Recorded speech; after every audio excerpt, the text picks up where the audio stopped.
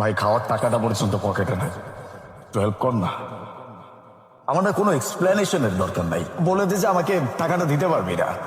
না আমি আমি রাগ করছি না, পরে কথা বলছি। আপনি সিঙ্গারা দুইটা খান। না না, আমি এই সিঙ্গারা খেতে পারবো। দেখুন, গুরুজনরা কিন্তু একটা কথা বলে, কেউ যদি খাবার দেয় তাহলে মুখের উপর না করতে হয় না, খাবারটা খেয়ে ফেলতে হয়। নিন, আপনি এটা খান। এটা নেন, আপনার দাম দিতে হবে না, নিন। আপনাকে দেখা তো মনে হইতেছে শিক্ষিত, মানে পড়াশোনা করতেন। আমি যথেষ্ট শিক্ষিত, আমি একটা ভালো জবও করতাম।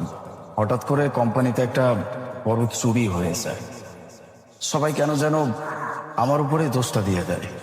আমি অনেক বোঝানোর চেষ্টা করছি যে আমি কোনো চুরি টুরি করি নাই, এরপরও আমাকে চুরির দায় অফিস থেকে বের করে নেয়। দাঁড়ান একটু, এখানে কিছু টাকা আছে, এই টাকাটা আপনি রাখেন। না না আপু, প্লিজ দেখেন, আমি টাকা নিতে পারবো না। এমনিতেই আপনি আমাকে খাওয়াইছেন, আমার অনেক বড় উপকার। সম্পূর্ণ ভিডিওটি দেখতে চাইলে চ্যানেলে ঢুকে লাইক এবং সাবস্ক্রাইব করে সম্পূর্ণ ভিডিওটি দেখতে থাকুন।